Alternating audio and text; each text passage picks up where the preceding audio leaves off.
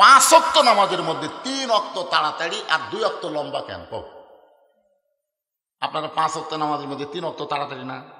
আসর, মাগরিব, এশা তাড়াতাড়ি, একটা শেষ না হতে আরেকটা। কিন্তু এশা থেকে ফজর, ফজর থেকে জোহর, এই 2 ওয়াক্ত লম্বা কেন? রাখাল বলে প্রতিক্রিয়া আমি তো জানি না। উমর ফারুক বললেন তাহলে শোনো, ফজর থেকে জোহর আল্লাহ লম্বা করার কারণ হলো এই লম্বা সময়ের মধ্যে মানুষ চাকরি বাকরি করবে, খেতে খামারে কাজ কাম করবে, ব্যবসা বাণিজ্য করবে, এগুলো করতে গিয়ে দেহের যে ক্ষয় হবে, এশা থেকে ফজর আল্লাহ লম্বা দেওয়ার কারণ হলো ওই সময়ের মধ্যে ঘুম পাড়বে, আর ঘুম পাড়লেই আল্লাহ ক্ষয় পুরা করে দেবে। আমি মাঝে মধ্যে আমার চেহারা ড্রেসিং টেবিলের আয়নার সামনে দাঁড়ায় এভাবে কপালে হাত দিয়ে চুমা খাই মাঝে মধ্যেই। তা আমার ওই ছোট মেয়ে ওটা আবার দেখে মাকে বলছে, ওর মারে কইছে আব্বু মনে হয় পাগলা হচ্ছে, নিজের কপালে নিজে চুমা খায়, কারণ কি? তো আমার বউ যখন আমারে কইল এরকম কেন করেন, আমি তখন বললাম 3 কারণে। কয় কারণ? 1 নম্বর কারণ হলো আল্লাহ দয়া করে রহম করে আমাদেরকে মুসলমানের ঘরে কবুল করেছেন। 2 নম্বর কারণ হলো বিশ্ব নবীর উম্মত হিসাবে আল্লাহ আমাদের কবুল করছেন। 3 নম্বর কারণ হলো নির্ভেজাল একটা কিতাব আল্লাহ আমাদেরকে হেদায়েত স্বরূপ দান করেছেন। আপনি বলেন তেমন ভাগ্য কারো আছে? কেউ হয়তো দেখা যাবে মুসলমান হয়েছে কিন্তু বিশ্বনবীর উম্মত হতে পারে না, ঠিক না? কিন্তু আমরা বিশ্বনবীর উম্মত হলাম যেই নবীকে নিয়ে আমার ছোট ভাই এত সুন্দর আলোচনা করলেন। শেষ পর্যন্ত হাসান হোসেনকে কুরবানি দিয়ে হলেও উম্মতের ব্যাপারে একটা কি নাজাতের ওসিলা করলেন। সুবহানাল্লাহ বলেন। আমি যে কোরআন থেকে আপনাদের সামনে আলোচনা করব সেই কোরআনে কোনো ভেজাল নেই। যখন কি নাই? ধোঁকা গোজামি নাই। আমি আজকে এখানে আসার পর থেকেই, আমি যখন আসলাম তখনও দেখি একজন ভাষণ দিচ্ছে, এরপরে আমার ছোট ভাই সালাম কালাম দিয়ে শুরু করলো। মাশাআল্লাহ, মনে করলাম একটানে ভালো ওয়াজ করবে, কিন্তু কিছুক্ষণ পরপরই দেখি ওয়াজ বন্ধ করে একজন নেতার ভাষণ চলতেছে। আপনারা কোরআনের মাহফিলে বসে আছেন বুঝতে পারতেছেন না, কিন্তু এখানে যে রহমতে ফেরেশতাগুলো আছে তারা বিরক্ত হয়ে যাচ্ছে, কারণ কোরআনকে থামায়া দেয়া অন্য কিছু চলবে না। যদি চলে আগে চলবে, যদি চলে শেষে চলবে, কিন্তু মাঝখানে কোরআনকে ডাইভার্ট করে ওই জায়গায় একজনের বক্তব্য চলবে না। কিন্তু আপনারা চলালেন।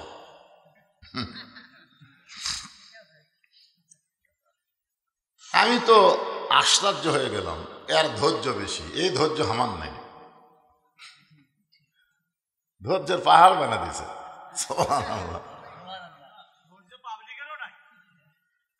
হ্যাঁ, যাই হোক, আলহামদুলিল্লাহ। আমি পবিত্র কালামুল্লাহ শরীফের সূরা মুলকের 2 নম্বর আয়াত তেলাওয়াত করছি। খুব খেয়াল করে শুনবেন, এ কোরআন কিন্তু 4টিখানি কোনো কিতাব না। যখনই নাম দিয়েছেন ঐতিহাসিক তাফসীর ও কোরআন মাহফিল, বোঝা লাগবে।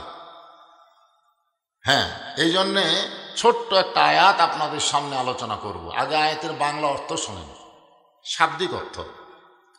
আল্লাযী খলাকাল মাউতা ওয়াল হায়াতা, আল্লাহ মৃত্যু এবং হায়াতকে সৃষ্টি করেছেন। এই যে বাধা নাই, বেশি লম্বা চড়া ওয়াজ করব না, অসুস্থ মানুষ। কি বললাম? আল্লাহ মৃত্যু এবং হায়াতকে সৃষ্টি করেছেন। আপনারা কি মনে করেন হায়াত মৌতের মালিককে? আল্লাহ। বিশ্বাস করেন? কয়শবার? আচ্ছা, এই ভোটের আগে বুঝলেন, আমাদের বগুড়ার কথা বলতেছি, একটা মানুষও বাড়ির থাকতে পারেনি। এই যে ভোট হয়ে গেল, আবার সামনে আর এক ভোট আসতেছে, ঠিক না? ওই আমাদের বগুড়াতে অবস্থা তো বুঝতেছেন, বাড়ির থাকার বুদ্ধি নেই। তো আমার এলাকার এক মানুষ, আবার খুব চালাক, ওই আবার গোরস্থানত একটা গর্ত করে মানে কবর করে ওখানে থাকে, নিচে খেয়ার দেওয়া উপরে কম্বল টম্বল দিয়া ল্যাপ গাওয়া দিয়ে থাকে। আর বউরে মাঝে মধ্যে মোবাইল করে খবর কি, বউ কয় পুলিশ 3-4 বার ঘুরে গেল। তখন বলে পুলিশের বাপেরও ক্ষমতা নাই, এমন জায়গাতে আছি মানুষ মরে গেলে তারপরে যায়, আর আমি জেতা অবস্থায় শুয়ে আছি। আল্লাহর কি খাম, এটাই আয়াতকে তাফসির বোঝানোর জন্য বলতেছি।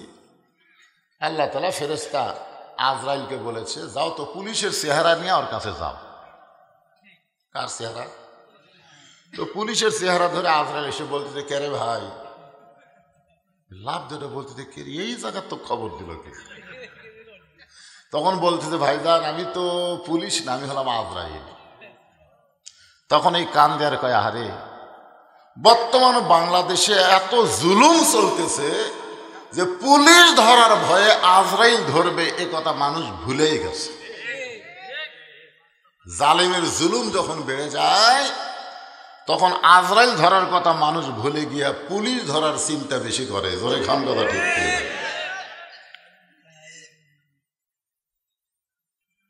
এখন আপনারা যে আয়াতে কারিমার তাফসির করব তার বাংলা অর্থ আমি বলতেছি, একটু বিশ্বাস করে শুনবেন। হায়াত মৌতের মালিককে জোরে বলেন। কেউ মারতে পারবে না যদি আল্লাহ বাঁচায়, কেউ বাঁচাতে পারবে না যদি আল্লাহ মারে। এতটুকু বিশ্বাস যদি আমাদের কলিজার মধ্যে থাকে, আমরা কোনোদিন বাতিলের সঙ্গে আপোষ করব না, কোনোদিনও না। কিন্তু এই বিশ্বাস আমাদের নাই, যার কারণে বাতিলের সাথে আপোষ করে আমরা বেঁচে থাকতে পারছি। আল্লাহ বলে, যতই বাঁচার ধান্দা কর, মরা লাগবে। লিয়াবলুয়াকুম, তোমাদেরকে পরীক্ষা করা হবে। আইয়ুকুম আহসানু আমালা, সুন্দর আমলের পরীক্ষা হবে। এ তুই আময় আমল না। আসরের নামাজ পড়ে জমি ধান দেখতে পারে গেছে, যাই দেখো ওপর জমির পানি চলমল করতেছে, নিচে আর জমির পানি নেই। ওই চারিদিকে তাকাচ্ছে, কেউ নাই। আস্তে করে বসে আল কেটে দিছে, আল কেটে দিয়ে ওই পানি দিয়ে হাত ধোছে, ধুয়ে আবার দাঁড়ায় চারিদিকে তাকায় বলতেছে, আলহামদুলিল্লাহ কেউ দেখেনি। আপনারা বলেন তো, ও কিন্তু আসরের নামাজ পড়ছে, কিন্তু তারপরেও বলতেছে কেউ দেখেনি। আপনারা বলেন তো কে দেখছে? আজকে দরজা জানলা বন্ধ করে যে অন্যায়গুলো করতেছি, সকাল সকাল গল্প মারতেছি, কেউ দেখেনি ভাই। আমি একলাই 30টা মারছি, জোরে কোন কয়টা মারছি, মারিছে চিনিছি আর মারিছি। দুই কান্দে দুই ফেরেশতাকে আল্লাহ, এই শয়তানের কান্দ থাকবো না। এই পুরা শয়তান, এই মানুষ না। এই যে বলতে যে কেউ দেখেনি, তা আমরা ঘুম পাচ্ছি। তোমার দুই কান্দে দুই মোহরি লেখিতেছেন ডায়েরি, দুই কান্দে দুই মোহরি লেখিতেছেন ডায়েরি, দলিল দেখে রায় দিবে, টাকা পয়সার নাই কারবার। কেরামান কাতিবিনা ইয়ালামুনা মা তাফআলুন। এই বিশ্বাস যদি আপনাদের অন্তরে থাকে যে কেউ না দেখলেও কে দেখতেছে, কেউ না লিখলেও কে লিখতেছে, আল্লাহ লিখতেছে না, ফেরেশতারা লিখতেছে। আপনারা বলেন তো, ফেরেশতারা ঘুষ টুস খায় নাকি? কম বেশি করবে না। এই বিশ্বাসটা যদি কলিজার মধ্যে থাকে, তাহলে সুন্দর আমল করা সহজ হবে। যদি এই বিশ্বাস না থাকে, যতই নামাজ পড়েন, যতই রোজা করেন, যতই যাকাত দেন, আমলগুলো আল্লাহর দরবারে কবুল হবে না। কবুলযোগ্য আমল করতে গেলে আমলগুলো সুন্দর হতে হবে। আহসানু আমালা। এটা আমার ছোট ভাই কি ওয়াজ করলো, হাসান হোসাইন আহসান একই, কিন্তু এই আহসান থেকে হাসান হোসাইন। এখন সুন্দর আমল যদি আমরা করতে চাই, আপনার সত্যি করে অন্তর থেকে বলেন তো, সুন্দর একটা পরিবেশের দরকার আছে না নাই? আছে। আজকে কোরআনের মঞ্চে মুসলমানও ভাষণ দিল, হিন্দু ভাষণ দিল, জোরে খান কথা ঠিক কিনা? হ্যাঁ, মানে এবড়া তেবড়া তেরা বেড়া, অসুবিধা নাই তো, অসুবিধা নাই। আমি অসুবিধার কথা বলতেছি না, আমি শুধু বলতেছি সুন্দর আমল যদি আপনারা করতে চান, সুন্দর একটা পরিবেশ লাগবে। সুন্দর একটা পরিবেশ যদি তৈরি করতে চান, তাহলে সুন্দর একটা সমাজ লাগবে। সুন্দর একটা সমাজ যদি তৈরি করতে চান, তাহলে সুন্দর একটা রাষ্ট্র লাগবে। সুন্দর একটা রাষ্ট্র যদি তৈরি করতে চান, তাহলে মানুষের তৈরি করা আইন দেওয়া হবে না, আমার আল্লাহর কোরআনের আইন লাগবে। যেই কোরআনের তাফসীর শুনতে আইছেন, এই কোরআনের মধ্যে আল্লাহর আইন আছে না নাই? আল্লাহর আইন যখন সমাজের মধ্যে চালু হবে, তখন মুসলমানেরা কেমন নেতা দেখতে পাবে। আগের নেতার কথা বলতেছি, সামনে নির্বাচন আছে, সবাই নেতা হয়ে ভোট চাইতেছে, জোরে কোন কথা ঠিক কি না? কিন্তু কোরআন দিয়া যখন এই বাংলাদেশ চলবে, তখন বাংলার মুসলমান কেমন নেতা দেখতে পাবে। নেতা জুমার দিনে মসজিদের মেম্বরে ওয়াজ করতেছে, নেতা জুমার দিনে মসজিদের মেম্বরে ওয়াজ করতেছে, এমন সময় মাঝখান থেকে একজন কর্মী, একজন সাহাবী লোকমা দিয়ে বলতেছে, নেতা আপনার খুতবা আমরা শুনবো না, আপনার খুতবা আমরা শুনবো না, আপনার বক্তব্য আমরা শুনবো না। নেতা হযরত ওমর ফারুক বলতেছেন, আমার অপরাধ কি? কোন অপরাধে আমার বক্তব্য তোমরা শুনবা না? সাহাবী বলতেছে, আপনার অপরাধ হলো আমাদেরকে খাটো পাঞ্জাবি দিয়া আপনি লম্বা জুব্বা গায়ে দিয়েছেন, আমাদেরকে খাটো দিয়া আপনি লম্বা জুব্বা পরছেন। যতক্ষণ পর্যন্ত লম্বা জুব্বার কাহিনী না বলবেন, ততক্ষণ আপনার ওয়াজ আমরা শুনবো না। আপনারা বলেন তো, হযরত ওমর যখন মেম্বরে ভাষণ দিচ্ছে, তখন বাংলাদেশের মতন ৯৬টা দেশের খলিফা, বাংলাদেশের মতন কয়টা? আর সেই নেতা আটকে দিয়েছে, ওয়াজ শুনবি না। এখন আপনারা বলেন তো, নেতার চামচা নাই? আচ্ছা, একজন চামচাও কথা বলতেছে না, কারণ নেতা মানুষের আইন দেওয়া চলে না, নেতা চলে আল্লাহর আইনে। ধরে বলেন, কার আইনে? উমরের চোখ দিয়ে যখন দরদর করে পানি পড়তেছে, এমন সময় একজন যুবক উমরের পাশে দাঁড়ায় গেল। সেই যুবকটা হলো ৬ লক্ষ হাদিসের হাফেজ, ৩০ পারা কোরআনের হাফেজ। যুবকটার নাম হলো আব্দুল্লাহ। ওই যুবকের বাপে কি খুতবা আটকে দিছে, যখন সুবহানাল্লাহ। আব্দুল্লাহ ইবনে ওমর বলে, রে নবীর সাহাবীরা, তোমরা খাটো পাঞ্জাবি হলেও তো নতুন কাপড় পরে নামাজ পড়তে এসেছো, কিন্তু আমার পরনের দিকে তাকায় দেখো, আমার পরনে কোনো নতুন কোনো কাপড় নাই। ওসমান গনি বলে, আব্দুল্লাহ, আজকে জুমার দিনে সবাই নতুন পোশাক পরে নামাজ পড়তে আইছে, তোমার পরনে নতুন পোশাক কেন নাই? আব্দুল্লাহ বলতেছে, আমার পরনে যদি নতুন পোশাক থাকতো, তাহলে আমার বাবার জুব্বা লম্বা হতো না। আমার পরনে যদি নতুন কাপড় থাকতো, তাহলে আমার বাবার এই জুব্বা লম্বা হতো না। এই বাবার জুব্বা লম্বা হওয়ার কারণ কি জানো? দুনিয়ার সবাই যখন ঘুমায় গেছে, তখন আমার বাবা চোরের মতন চুপি চুপি আমার দরজায় গিয়ে ডাকতেছে, আব্দুল্লাহ রে। আমি ঘুম থেকে চেতন পাই, দেখি বাবা একটা কাপড় নিয়ে, নতুন কাপড় নিয়ে দাঁড়ায় আছে। আমি খুশি হয়ে বললাম, বাবা, বাইতুল মাল থেকে আমার একটা দিছে, আপনি আর একটা দিবে রাইছেন। সঙ্গে সঙ্গে হযরত ওমর আল্লাহর কোরআন থেকে তেলাওয়াত করলেন, ইন্নাল্লাহা ইয়ামুরুকুম আন তুআদ্দুল আমানাতি ইলা আহলিহা ওয়া ইযা হাকামতুম বাইনান নাস আন তাহকুমু বিল আদল। আব্দুল্লাহ, তুই কি মনে করছিস তুই একটা পাইছিস, আমি আর একটা দিবে রাইছি? আব্দুল্লাহ বলে, বাবা, তাহলে কেন আইছেন? বলে, এইটা আমার ভাগত পড়ছে, এইটা আমার ভাগে পড়েছে, ছোট্ট কাপড় পরে যদি কালকে খুতবা দিবার চাই, তাহলে বলতে আব্দুল্লাহ কেমন দেখাবে, তোরটা আমাকে একটু দান করে দে, আমি তোরটা আমারটা মিলে লম্বা জুব্বা বানাবার চাই। আব্দুল্লাহ বলে, গভীর রাত্রে আমার বাবাকে কাপড়টুকু দান করার পর বাবার কাপড় আমার কাপড় একত্র করে বাবা লম্বা জুব্বা বানায় খুতবা দেয়। এখন বলো খুতবা শোনা যায় কি না যায়? সমস্ত সাহাবীরা চিল্লায় বলতেছে, আল্লাহর কোরআন দিয়ে যখন রাষ্ট্র চলবে তখন এমন ভালো নেতাই জনগণ দেখতে পাবে।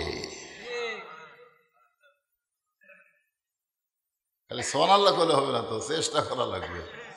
এমন ভালো নেতা দেখার দরকার আছে না নাই? এখন একটা ভালো নেতার গল্প শোনালাম, এই মুহূর্তে একটা ভালো কর্মীর গল্প শোনেন। নেতা যদি ভালো হয় তার কর্মীরা কেমন হবে? ভালো হবে না? আমার এলাকার এক গরিব মানুষ চেয়ারম্যানকে বলছে, চেয়ারম্যান সাহেব, কার্ডে লেখা আছে 10 কেজি, আপনি যা দিলেন মাথায় হলো 8 শের। তো চেয়ারম্যান বলতেছে নাম কাটে দে, নাম কাটে দে। তখন জোরহাত করে বলতেছে, চেয়ারম্যান সাহেব কাটে দেন না, যা দিচ্ছেন তাও দিচ্ছেন। তখন বলে, পাগলা, তোর 2 কেজি না মানলে আমি সামসা পালমো কি দিয়ে রে? নেতা যদি চোর হয় সামসারাও সাপচোর হয়, ধরে কোন কথা ঠিক না? আর হযরত ওমর নেতা কেমন শুনলেন? এই সময় জবান বন্ধ রাখছেন, কেমন নেতা? তাহলে তার কর্মী কেমন হবে? আল্লাহর কোরআন দিয়ে যখন রাষ্ট্র চলে তখন কর্মীরা কেমন হয়? ছোট্ট একটা দৃষ্টান্ত দিলেই আপনারা বুঝতে পারবেন। হযরত ওমর কোরআনের কর্মী দেখার জন্য ছদ্মবেশে মদিনার অলি গলি ঘুরতেছে। হঠাৎ হযরত ওমর দেখতে পায় 2 পাহাড়ের মাঝখানে বিস্তীর্ণ একটা মরুভূমি। ওই মরুভূমির মধ্যে একজন রাখাল উট আর দুম্বা চড়ায়। হযরত ওমর আল্লাহর কোরআনের কর্মী দেখার জন্য রাখালকে সালাম দিচ্ছে, আসসালামু আলাইকুম রাখাল ভাই, আমার পেটে ক্ষুধা লাগছে, আমি উটের 1 পেয়ালা দুধ চাই। রাখাল কর্মী খালি মুস্কি মুস্কি হাসে। ওমর ফারুক বলে, হাসো কেন? বলে, হাসার কারণ হলো তুমি যে আমার কাছে সালাম দিয়ে উটের 1 পেয়ালা দুধ চাইলে, আমি সালামের উত্তর দেব না, উটের দুধও দেব না, আগে জানবো তোমার পরিচয়। জোরে কান, কি জানবে? আপনারা বলেন তো, সাবেক চেয়ারম্যান বর্তমান চেয়ারম্যান, সাবেক ইমাম বর্তমান ইমাম, দ্বিতীয় বজলুর রশিদ বড় বজলুর রশিদ, এইগুলো একটাও কিন্তু পরিচয় নয়। ওমর ফারুক কিন্তু পরিচয় নয়, খলিফা কিন্তু পরিচয় নয়। রাখাল বলতেছে, আগে জানতে চাই তোমার পরিচয়।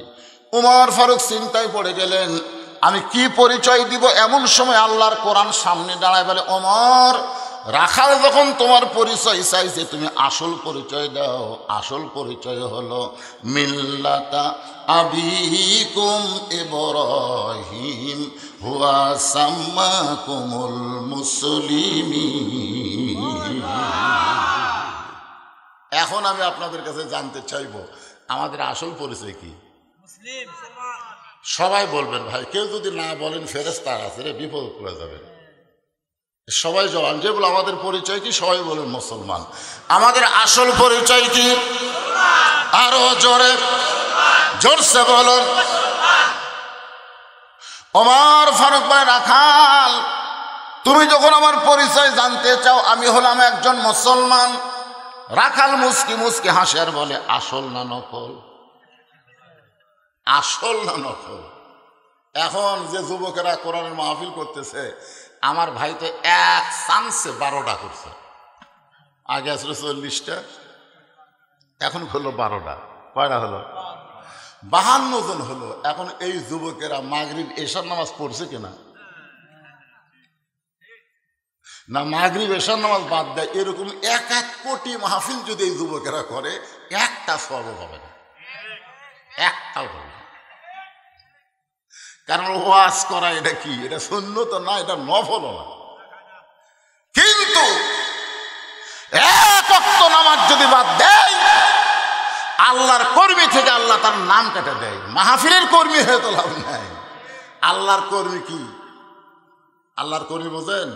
বাইনাল আব্দু আল কুফুরি তরকুস সালাত, বান্দার কাফের মধ্যে পৃথক করার জিনিসটার নামই হলো নামাজ। যারা নামাজ পড়ে তারা আল্লাহর বান্দা হয়, যারা নামাজ পড়ে না তারা কাফের হয়। তাহলে বেনামাজি এই হিসাবে কাফের। ধরে কোন বেনামাজি যুবকেরা যদি নামাজ না পড়ে থাকে, আমি তাদের অনুরোধ করব যে তোমরা নতুন নতুন সদস্য না হয়ে ফজরের নামাজ থেকে তোমরা ফজরের নামাজ শুরু করে দাও। এই নিয়তটা যদি করতে পারো, এতদিন যত নামাজ না পড়েছ, এই নিয়ত করার সঙ্গে সঙ্গে সমস্ত নামাজ না পড়ার পাপ আল্লাহ মাফ করে দিবে। এখন এই 40 জন কেটে আসে না, হাত তোলাবো না এখন না, আমার মায়ের হবি শেষে। আশ্চর্য হয়ে যায়, শোভা বন্ধ, কি লাভ? এই সারা রাত ধরে আওয়াজ শুনতেছে মায়েরা, আবার আগামীকাল স্টার জলসা জি বাংলা দেখবি, লাভ কি? কোনো লাভ নেই তো। ওই ফাতেমার ওয়াজ শুনে কান্দেও কোনো লাভ হবে না, সবাটাই বন্ধ হয়ে যাবে। শোভা বন্ধ হবি, মেলাও বন্ধ হবি। যে মেলা লাগছে, আমার গাড়ি নিয়ে আসার সময় দেখছি ভাই, হায় হায় হায়। আল্লাহর বান্দার একটু মনোযোগ দা শোনেন, বিরক্ত হয়েন না। আমি অসুস্থ মানুষ, আমার জীবনের শেষ ওয়াজ হতে পারে, আর হয়তো আপনাদের সামনে আমার দেখা নাও হতে পারে। যেরকম ঠিক না, কারণ কাউসারি সাহেব দুনিয়া থেকে বিদায় হয়ে গেছে, সিদ্দিকুর রহমান যশোরে চলে গেছে, আমার অনেক বন্ধু যারা ছিল, আব্দুল কাদের সিদ্দিকী, ভুয়াগাতির হাফেজ সাহেব, উনিও চলে গেছে। আমরা কিন্তু সবাই একসাথে আবার চলে গেছে। আমারও যাওয়ার পথ আল্লাহ ক্লিয়ার করেছে। হতে পারে আমার জীবনের শেষ ওয়াজ, এজন্য মনে কষ্ট নিয়েন না। লিয়াবলুয়াকুম আইয়ুকুম আহসানু আমালা, আল্লাহ বলেছেন সুন্দর আমলের পরীক্ষা করা হবে। এই সুন্দর আমলটা কি যুবকদের শোনা দরকার আছে না নাই? রাখাল বলতেছে আসল না নকল? ওমর ফারুক বলতেছে রাখাল মুসলমান তো মুসলমানই, এর মধ্যে ওর আসল নকল কি? রাখাল বলতেছে আসল মুসলমান যারা হবে তারা চাওয়ার ব্যাপারে সতর্ক থাকবে। আসল মুসলমান দরকার হলে ফাঁসির মঞ্চে যাবে, কিন্তু রাষ্ট্রপতির কাছে বাঁচার দরখাস্ত লিখবে না। এরকম আসল মুসলমান বাংলাদেশে ছিল কি ছিল না? উকিল বলতেছে ভাই, খালি আপনি রাষ্ট্রপতির কাছে একটা দরখাস্ত লেখেন, রাষ্ট্রপতি যদি আপনাকে দয়া করে মাফ করে দেয়, তাহলে আপনার ফাঁসির দণ্ড মাফ হয়ে যাবে। আসামি খালি মুচকি মুচকি হাসতেছে। উকিল বলে হাসেন কেন? বলে হাসার কারণ হলো তোমার কথা শুনে। তুমি যার কাছে আমাকে দরখাস্ত লিখতে বলতেছো, এরকম 3টে রাষ্ট্রপতি আমি ক্ষমতার থাকা অবস্থায় মরা দেখছি। একটা হলো বঙ্গবন্ধু শেখ মুজিবুর রহমান, একটা জিয়াউর রহমান, একটা জিল্লুর রহমান। যারা নিজেরাই ক্ষমতা থাকতে মরে যায়, তাদের কাছে প্রাণ ভিক্ষা কোনো মুসলমান চাইতে পারে না। উকিল বলতেছে এই গোলামের কারণে, উকিল বলতেছে এই গোলামের কারণে আপনার ফাঁসি হবে। যেরকম কি হবে? আসামি বলতেছে আমার ফাঁসি হবে কিন্তু মৃত্যু হবে না। উকিল বলতেছে আপনি পাগল নাকি, ফাঁসি হবে কিন্তু মৃত্যু হবে না। আসামি তখন আল্লাহর কোরআন থেকে বলতেছেন ওয়ালা তাকুলু লিমান ইউকতালু ফি সাবিলিল্লাহি আমওয়াতুন বাল আহইয়াউ ওয়ালাকিন লা তাশউরুন। অর্থ বুঝতে পারছেন? আজকে ফিলিস্তিনে যত মুসলমানকে হত্যা করতেছে, আপনারা বলেন তোরা কি মরতেছে? একটাও মরতেছে না। কয়েকদিন আগে 2 ছেলেকে দেখালো, ইউটিউবে দেখছেন আপনারা, 2টা লাশ দেখাচ্ছে, 2 ছেলে হাসতেছে। ওদেরকে গুলি করছে, ওদের গুলি খাওয়ার কারণে ওরা দুনিয়ার থেকে বিদায় নিছে, কিন্তু মুখের হাসি যায়নি। আপনারা বলেন তো যে একটা লোক মারা গেল তারপরে হাসতেছে, তার মানে কি? তার মানে এই আয়াত আল্লাহ কোরআনে বলতেছেন আমার রাস্তায় যাদেরকে হত্যা করা হবে, আমার রাস্তার মধ্যে যারা জীবন দিবে, তাদেরকে তোমরা মৃত্যু বলো না, আমি আল্লাহ বলতেছি তারা চিরজীবিত। তাহলে চাইতে যদি হয় আমরা চাবো কার কাছে? আপনাদের তাড়াশে মনে হয় নাই, আমাদের বগুড়াতে আছে। আমার দয়াল বাবার দরবারেতে কেউ ফিরে না খালি হাতে। আপনাদের সিরাজগঞ্জের মধ্যে আমি যেদিন চিকিৎসা করলাম এনায়েতপুর হাসপাতালে, বুঝলেন, সেই দিন থেকে বিশাল একটা গেট করতেছে। ওই যে ৮ শেষ হলি এনায়েতপুর আসবে, একই গ্রুপ। এই গ্রুপেরা জিকির করা দেখছেন, দয়াল বাবার দরবারেতে কেউ ফিরে না খালি হাতে। আপনার বলেন তো এটা ঠিক না ভুল? তাহলে ঠিক কি হবে? আমার সঙ্গে বলেন, আমার দয়ার আল্লাহর দরবারেতে কেউ ফিরে না খালি হাতে। আল্লাহ আল্লাহ আল্লাহ, লা ইলাহা ইল্লাল্লাহু মুহাম্মাদুর রাসূলুল্লাহ। রাখাল বলতে পথিক, তুমি যদি সত্যিকারী মুসলমান হও, তুমি দুধ চাইছো কার কাছে? সঙ্গে সঙ্গে ওমরের চোখ দিয়ে পানি আসতেছে।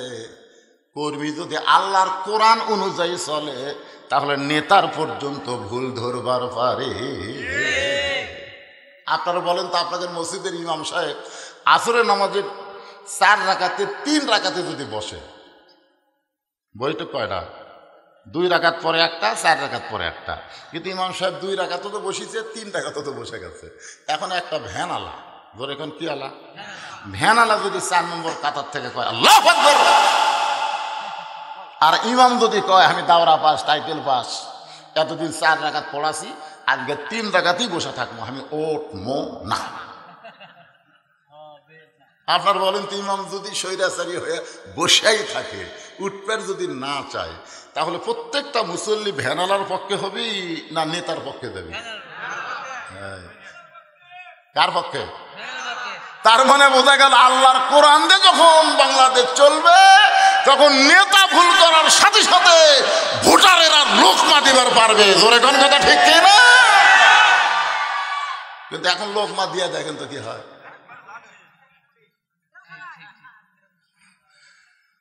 আজও বাংলার মসজিদের মধ্যে আল্লাহর আইন চলে, এই জন্য ভালো নেতা। জোরে কোন কি নেতা?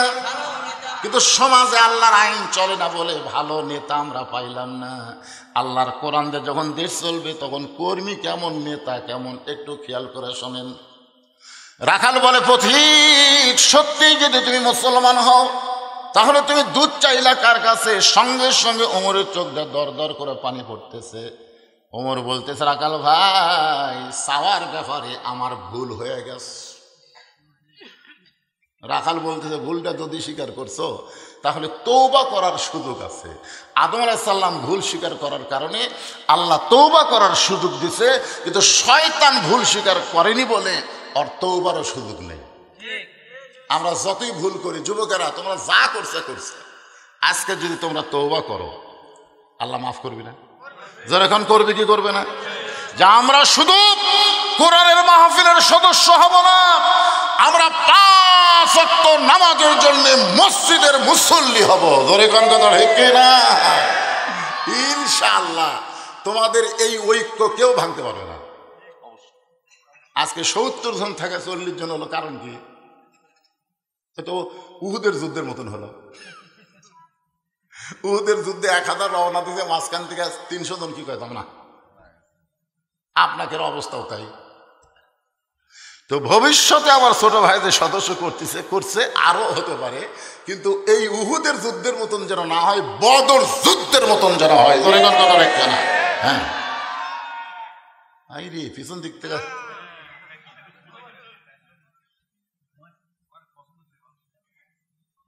না, সেই জোরে হাঁক মারতেছে, ওলাই সদস্য।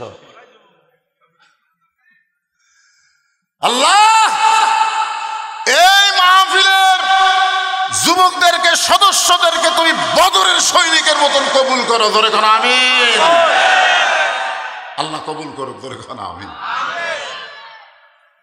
ওমর ফারুক বলতেছেন, রাখাল ভাই, চাওয়ার ব্যাপারে আমি ভুল করেছি।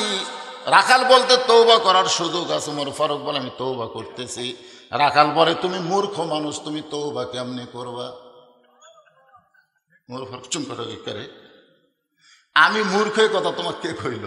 রাখাল বলতেছে চাওয়ার ব্যাপারে যে সতর্ক হয় না সে দুনিয়ার সবচাইতে বড় মূর্খ। সে যদিও ডক্টর কামালও হয়। বাংলাদেশের সবচাইতে বড় শিক্ষিতর নাম কি? আরে যাই সংবিধান লিখছে নাম জানেন না? ডক্টর কামাল। 18 সালে, এই 18 সালে ভোটের আগে ওরা কুটি গেছিল। ডক্টর কামালের নেতৃত্বে একদল নেতা চলে গেছে সিলেটের শাহজালাল মাজারে, যে দুইখানে হাত তুলে বলতেছে বাবা আমরা ভোটার দাঁড়াচ্ছি। আপনারা বলেন তো ভোটার দাঁড়াচ্ছে এটা মাজারত কবি না আল্লাহ কবি? আল্লাহ কোরআনে বলেছেন আস্তাইনু বিসসবরি ওয়াসসালাহ। যদি কোনো কিছু পাওয়ার চাও ধৈর্য আর নামাজের ভিতর দিয়ে চাও, আল্লাহ তোমার চাওয়া মাত্র পুরা করে দিবে। জোরে কোন সুবহানাল্লাহ। বলে তুমি মূর্খ মানুষ, তুমি তওবা কেমনে করবা? বলে আমি তওবা করাই, তুমি আমার সঙ্গে তওবা পড়ো। এবার হযরত ওমরকে রাখাল তওবা পড়াচ্ছেন। আমরা সকলেই তওবা করি, তওবা করতে কোনো আপত্তি আছে?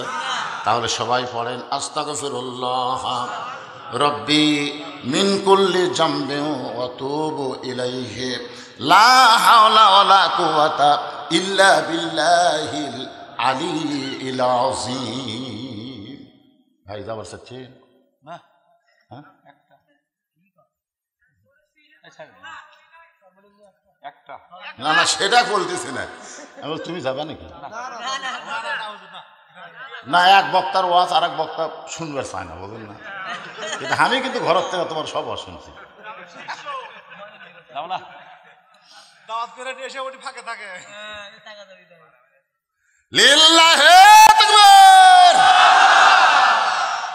আল্লাহর বান্দার একটু মনোযোগ দেন। রাখাল হযরত ওমর ফারুককে তওবা পড়ানোর পরে ওমর ফারুক বলতেছেন ও রাখাল ভাই, আল্লাহর ওয়াস্তে উটের এক পেয়ালা দুধ দাও, যেই দুধটা পান করে আমি ক্ষুধা তৃষ্ণা নিবারণ করতে চাই। রাখাল মুচকি মুচকি হাসে। ওমর ফারুক বলে রাখাল হাসো কেন? বলে হাসার কারণ হলো তওবা করার পরে তুমি আবার মুনাফিকি করলে। তওবা করার পরে কি করলে? মুনাফিকি করলে। গত নির্বাচনে বলেছিল গরিবের বন্ধু, সমাজ সেবক, জনদরদি। এবার আবার নির্বাচন এসে বলতে ভাই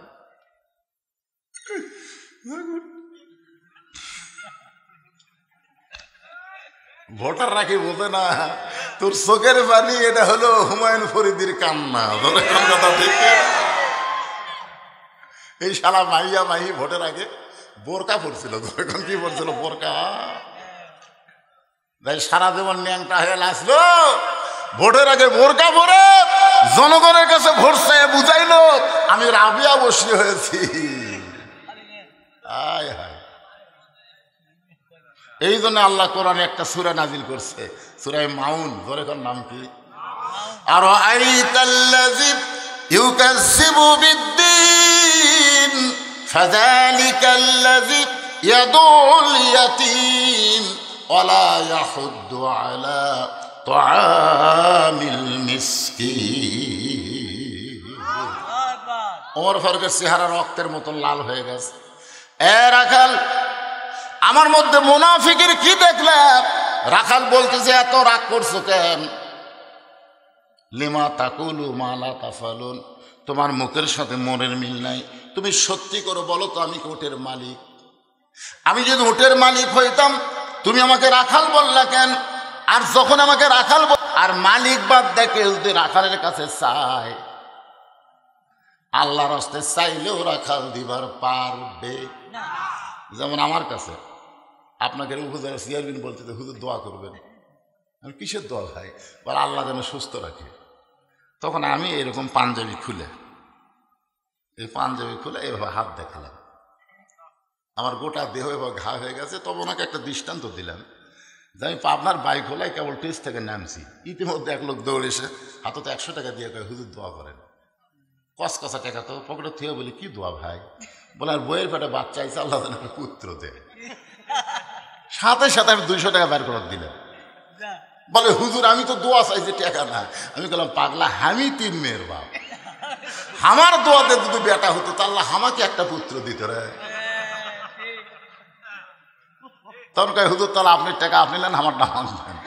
ওরে যেই দিছি ওই কাউসারির দিকে দৌড় বাড়তেছে। কুড়ি চাষ বলে যে হুজুরের বেটা চলে আসে আমি তার কাছে যাবো।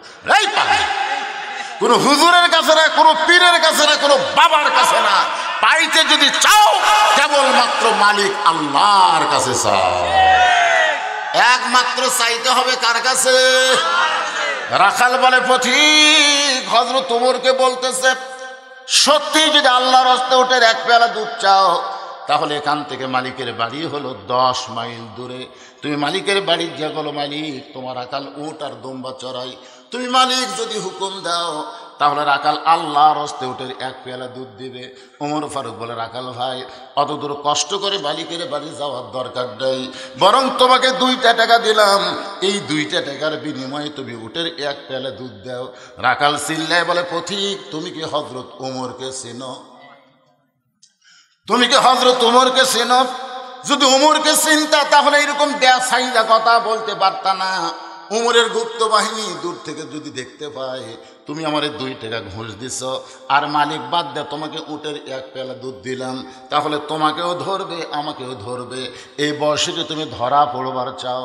ওমর ফারুক বলে রাখাল ভাই আসলেই তো তাই, তাহলে চলো পাহাড়ের গুহার মধ্যে যাই, ওই গুহার মধ্যে গিয়া তোমার গোপনে 2 টাকা দিব, তুমি গোপনে উটের 1 পেয়ালা দুধ দিবা, তাহলে তোমার মালিকও জানতে পারবে না, উমরের গুপ্ত বাহিনীও ধরতে পারবে না। রাখাল চিল্লায় বলে তুমি ভণ্ড, তুমি ভণ্ড, তুমি ভণ্ড।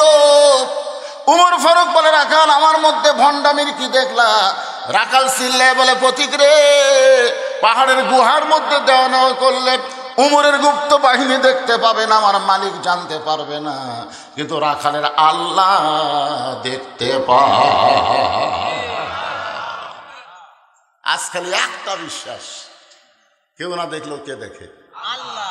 বাংলাদেশের টাকা বিদেশে পাচার হবে না, হবে? চিন্তা করে দেখেন, ওমর ফারুক মারছে দৌড়, 1 দৌড়ে পাহাড়ের পাদদেশে যায় নামাজ বিছায় 2 রাকাত নামাজ পড়ে বলতেছে আল্লাহ তোমার কোরআন এত সুন্দর। তোমার কোরআন যখন সমাজের মধ্যে চালু থাকে তখন একজন রাখাল আল্লাহর এমন কর্মী হয়ে যায়, কেউ না দেখলো আল্লাহ দেখতেছে, এই বিশ্বাস তার কলিজায়। আজকে আমাদের যুবকের হাতে এরকম 4G মোবাইল আছে না নাই? ধরে কেন আছে না নাই? এখন বাপ মা ঘুমালে দরজা জানলা বন্ধ করে কেউ চেতন নাই রে। এই সুযোগে খালি ইমান যদি থাকতো তাহলে বলতো পাগলা তোর বাপ মা ঘুমালে কি হবে রে? আল্লাহ ঘুমায়নি রে। আল্লাহ ঘুমাইছে? তোর 2 কান্দে 2 ফেরেশতা কিন্তু ঘুমাই নাই। ওমর ফারুক পাহাড়ের পাদদেশে যায় নামাজ বিছায় 2 রাকাত নামাজ পড়ে শুকরিয়া তান বলতেছে আল্লাহ তোমার কোরআন এত সুন্দর, এতক্ষণ রাখালকে দেখি নাই, রাখালের ভিতরে আল্লাহ তোমার কোরআন আমি বাস্তব দেখতে পাই। রাখাল পিছনে এসে বলতেছে কান্দে লাভ নেই, তুই যতই কান্দো কাম হবি না, উটের দুধ দেওয়া গেল না। ওমর ফারুক বলে রাখাল ভাই উটের দুধের কোনো দরকার নাই, বরং তোমার কাছে আমি জানতে চাই, তুমি না দেখায় সবাই মনোযোগ দিয়ে শোনো, যুবকেরা মনোযোগ দিয়ে শোনো, তুমি না দেখা আল্লাহকে তোমার কলিজার মধ্যে জায়গা দিয়ে তুমি যে আল্লাহর কোরআন অনুযায়ী চলতেছো, এর বিনিময়ে তোমার চাহিদা কি? তোমরা যে কোরআনের মাহফিল করতেছো এর বিনিময়ে তোমাদের চাহিদা কি? একটা চাহিদা আছে না নাই? জোরে কোন আছে না নাই? আমি আমার ভাইকে বলি ভাই তুমি যে সারা জীবন ওয়াজ করতেছো এর বিনিময়ে তোমার চাহিদা কি? আমার ওখানে গেছে, নিজের চোখে দেখে আইছে, আমার কিন্তু একটা চাহিদা আছে, যে ওয়াজের বিনিময়ে একটা চাহিদা আছে না নাই? জোরে কোন আছে না নাই? আমি চিন্তা করলাম ওয়াজের বিনিময়ে জান্নাত, আমার ইমান বলতেছে হবি না, ওয়াজ দিয়ে কোনো বক্তা জান্নাত যাবে না। আমি চিন্তা করলাম আমাকে আল্লাহ 3টা মেয়ে দিছে, রাসূল বলেছে যে 3 মেয়ের বাপ সে আমি নবীর সাথে জান্নাতি। মনে করলাম যাক আমার তো চাহিদা পুরা হলো রে, 3 মেয়ের বাপ আমি। তারপর আমার ইমান বলতেছে হবি না। তখন আমি চিন্তা করলাম কি করি, তখন এই সারা জীবনের কামাই দিয়া মসজিদ মাদ্রাসা এতিমখানা নির্মাণ করে এখন আমার ইমান বলে তুই জান্নাতে যাওয়ার না পারলেও বারান্দার তো আল্লাহ জায়গা দিবি। কারণ মসজিদ এবং মাদ্রাসা নির্মাণ করলে আল্লাহ তাআলার পক্ষ থেকে বলা হয়েছে তাকে জান্নাতে একটা ঘর দেওয়া হবে। সুবহানাল্লাহ কন্যা। আচ্ছা আমি পুরোপুরি জান্নাত না দেখ, অন্তত বারান্দার তো থাকার জায়গা দিবি। তাহলে এত কিছুর বিনিময়ে রাখাল তোমার চাহিদা কি? তুমি না দেখে আল্লাহকে কলিজার মধ্যে জায়গা দিয়ে আল্লাহর কোরআন অনুযায়ী চলতেছো। তোমার ভালো কোনো বাড়ি নাই, ভালো কোনো চাকরি নাই, ভালো কোনো খাওয়া নাই, রোদের মধ্যে উর্দুম্বা চড়াও, এরপরেও তুমি আল্লাহর কোরআন অনুযায়ী চলো। তোমার চাহিদা কি? রাখাল চোখের পানি বের করে বলে, পথিক আমার চাহিদার কথা যখন শুনতে চাইলা তাহলে শোনো। আমার চাহিদা হলো, সবাই আমার সঙ্গে পড়েন, রব্বানা আতিনা ফিদ দুনিয়া হাসানাতাও ওয়া ফিল আখিরাতি হাসানা ওয়া কিনা আযাবান্নার। ওমর ফারুক বলে, পাগলা নাকি?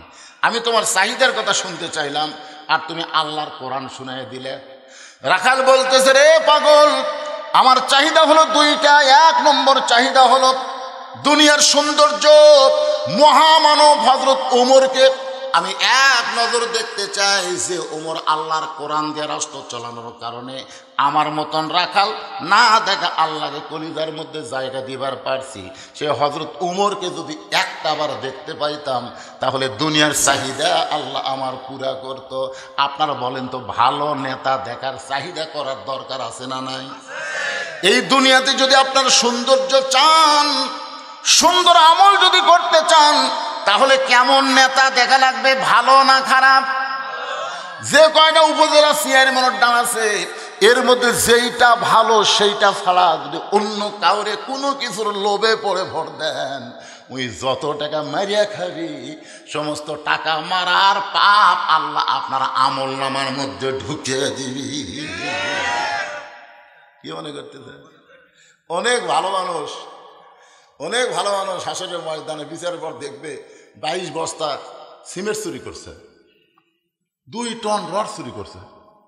তখন আল্লাহ, আমি জীবনে নেতাও হয়নি, আমি এই সিমেন্ট আর রড কি হয় চুরি করলাম? তুই যাক ভোট দেয় নেতা বানাচ্ছ, ওই চুরি করছে, ওই যে চুরি করছে ওই চোরের একটা অংশ তোর আমল নামার মধ্যে ঢুকছে। না না না, আমি তো কারোর নাম ধরে কইছি, আমি বলতেছি যে কয়টা ডান আছে তারই মধ্যে ভালো নাই। আরে খারাপ হলেও তো খারাপেরও তো ভালো আছে, আছে না নাই? জোরে করে আছে না নাই? তাকে ছাড়া অন্য কাউরে দেওয়া যাবে? তাহলে ভালো নেতা দেখার কথা আছে না নাই? রাখাল বলে, পথিক আমার দুনিয়ার চাহিদা হলো আমি মহামানব হযরত ওমরকে এক লোক দেখতে চাই। আমার 2 নম্বর চাহিদা হলো আমি রাখাল যখন মরে যাব, অধম রাখালকে আল্লাহ যেন জান্নাত দেয়। সঙ্গে সঙ্গে হয়তো ওমর এসে দৌড়েছে, এভাবে হাত ধরে 3 বার চুমা খাচ্ছে। রাখালকে, কি পাগল রে, আমার ঘামা হাতে তুমি 3 বার চুমা খেলা, কারণ কি? ওমর ফারুক বলে, রাখাল তোমার 2 নম্বর চাহিদা আল্লাহ পুরা করছে। মরার সাথে সাথেই আল্লাহ তোমাকে জান্নাত দিবে। যে দুনিয়াতে আল্লাহর কোরআন অনুযায়ী চলে, মরার পরে তার দেহ কবরে যাওয়ার পরে কিন্তু তার পাখিরে আল্লাহ কবর দিবে না, সঙ্গে সঙ্গে আত্মা জান্নাতের দরজা আল্লাহ খুলে দিবে। আল্লাহ কোরআনে বলেছেন, আল্লাহ তাখাফু ওয়ালা তাহজানু ওয়াবশিরু বিল জান্নাতিল্লাতী কুনতুম তুআদুন। রাখাল মুচকি মুচকি হাসে। ওমর ফারুক বলে, সুবহানাল্লাহ কও। মরার সাথে সাথে আল্লাহ তোমাকে জান্নাত দিবে, এ কথা শুনে সুবহানাল্লাহ না কয়ে হাসো কেন? রাখাল বলে, পথিক তুমি খুব চালাক, মরার পরে জান্নাত পাবো এ কথা ভালোই বলতেছো, কিন্তু হযরত ওমরকে এক নজর দেখতে পাবো এই কথা বলতে তোমার কোন জায়গাত বাজে? আপনার বলেন তো, মরার পরে জান্নাত এটা লগত না বাকি? আপনার লগত নাকি বোঝেন না? মরার পরে জান্নাত এটা লগত না বাকি? আর হযরত ওমরকে এক নজর দেখা, এটা কি? এটা হলো নগদ। তুমি নগদের কথা না বলে বাকির কথা বলতেছো, হযরত ওমরকে এক নজর দেখতে পাবো এই কথা বলতে তোমার কোন জায়গাত বাজে? উমরের চোখটা দর দর করে পানি পড়তেছে। যে রাখাল আমাকে তওবা পড়াইছে, যে রাখাল আমাকে মুনাফিক কইছে, যে রাখাল আমাকে ভণ্ড কইছে, এখন যদি বলি আমি ওমর, বলাও সারা, রাখাল হার্ট ফেল করে মরাও সারা। কি পড়াছে? তিনটা জিনিস করছে। কয়টা? এক নম্বর তওবা পড়াছে, মুনাফিক করছে, ভণ্ড করছে। এখন যদি বলে ভাই তুই যে ওমরকে দেখতে পাচ্ছ, আমি সেটা রে, বলাও সারা, হার্ট ফেল করে মরাও সারা। ওমর ফারুক চিন্তায় পড়ে গেলেন, আমি যে ওমর এইটা রাখালকে কেমনে বলবো? এমন সময় আল্লাহর কোরআন ওমরের সামনে এসে বলতেছে, উদউ ইলা সাবিলি রাব্বিকা বিল হিকমাহ। ডাইরেক্ট যদি বলবার না পারিস তাহলে হিকমতের সাথে বল। যেরকম বর্তমানে আমি টাঙ্গাইল গেছিলাম, টাঙ্গাইল ওই জায়গায় যেখানে আমাকে ওয়াজ করতে দিয়েছে 500 মেয়ে মানুষকে বসাইছে। মেয়েরা এত জোরে চিল্লাচিল্লি করতেছে, ওদের শব্দ পুরুষের কানে আসতেছে। আমি বললাম, মা চিল্লাচিল্লি জোরে করবেন না, আপনারা জোরে কথা বললে পরপুরুষ শুনতে পারলে পর্দার খেলাফ হয়। আমি কি খারাপ কইছি? ইতিমধ্যে এক মেয়ে একটা চিঠি দিছে যে হুজুর, মেয়েরা জোরে কথা বললে যদি পরপুরুষ শুনলে পর্দার খেলাফ হয়, তাহলে প্রধানমন্ত্রী জাতির উদ্দেশ্যে ভাষণ দেয়, এটা শোনা কি?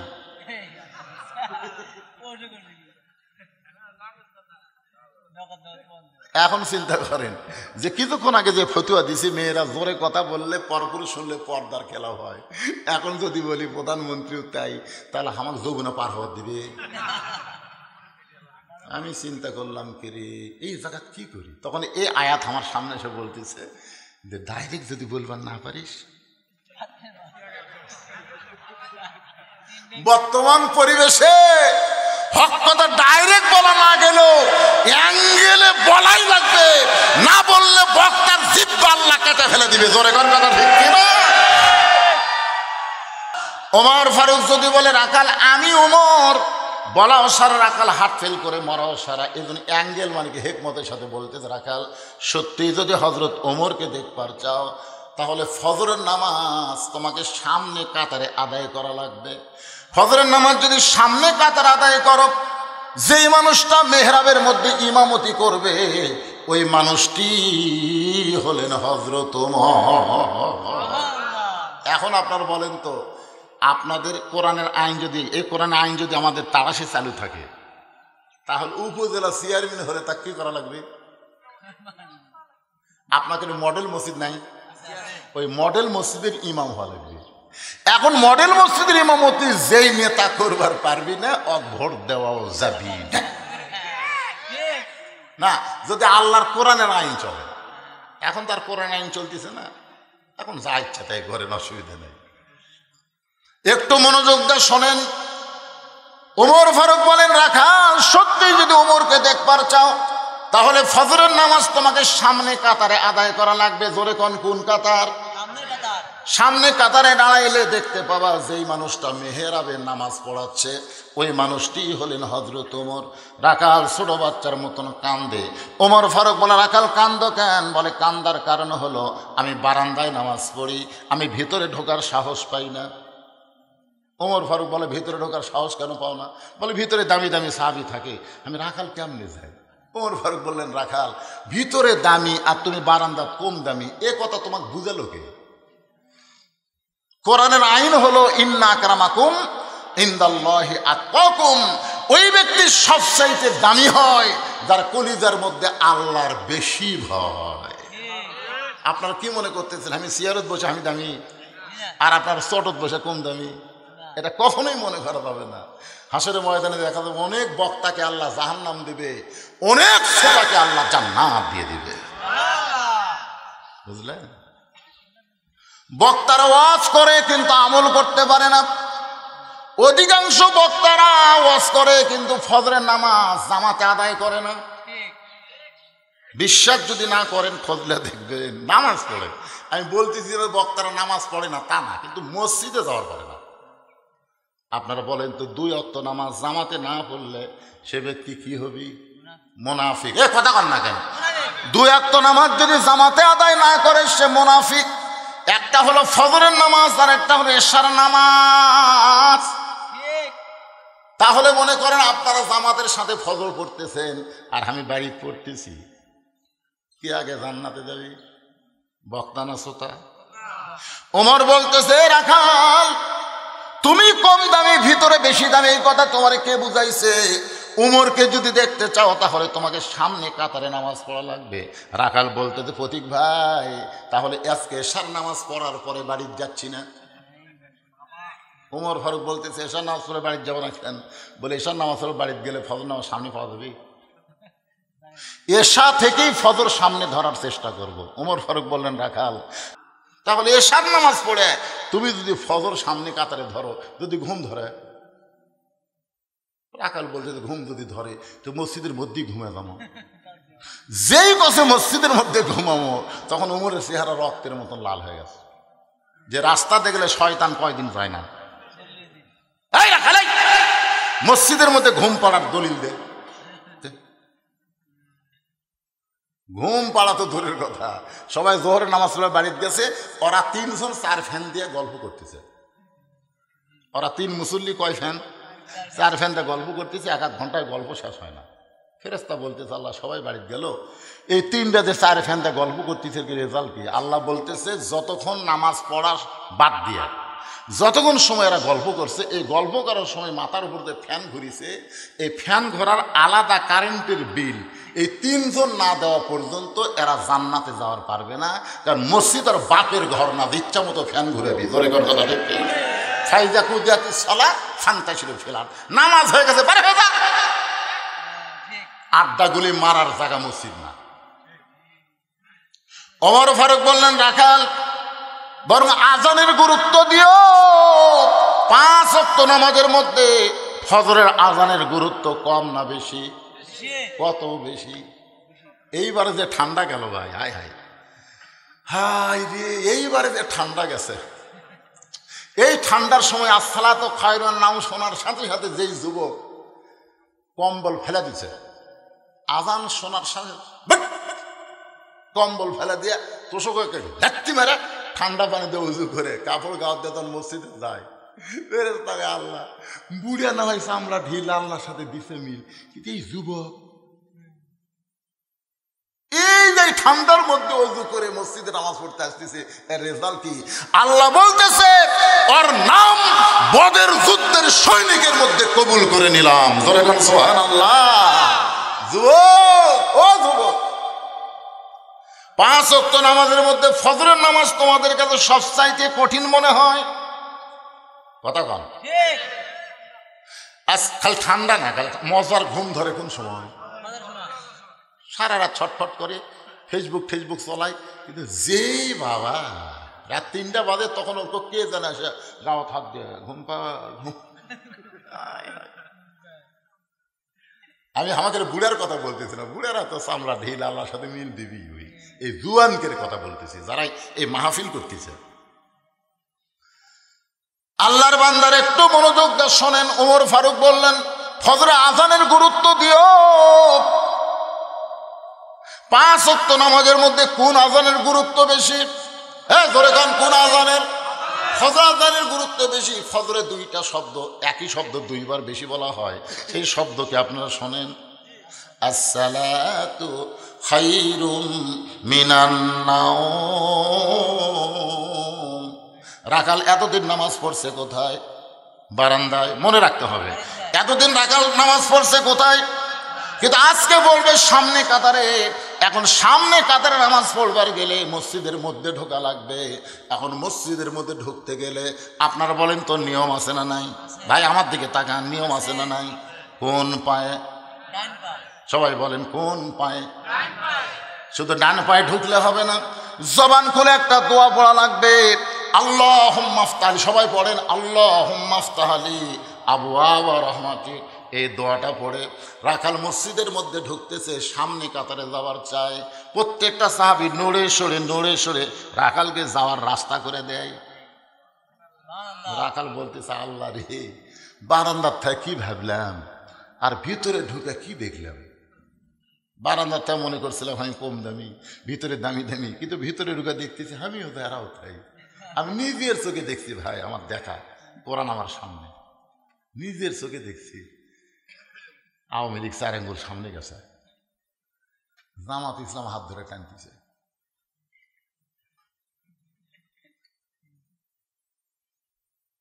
কাতার চিনিস না, সামনে দেশটা আওয়ামী লীগ পায়ের দিকে তাকা বলতে আমি খেয়াল করিনি ভাই। ওকে হাত ধরে কে টানলো ওইদিকে দেখেনি, ওই নিচের দিকে তাকা বলতে আমি খেয়াল করিনি ভাই। একদিন আরো দেখতেছি 3 জন মুসল্লি ভাই, হুজুর নাই। আমি ঢুকবার যাই, চিন্তা করতেছি ওরা 3 জন খালি ঘড়ি দেখতেছে, মানে হুজুর ঢুকলেই সামনে দিকে। কিন্তু আমি ঢুকবার যাই, চিন্তা করলাম না ঢুকতেছি না, দেখি কি করে না। আমাদের যখন 2-3 মিনিট পার হয়ে গেল, তখন আওয়ামী লীগ বলতে কে রে ভাই সময় তো হয়ে গেল, কিন্তু হুজুর তো কেউ এলো না।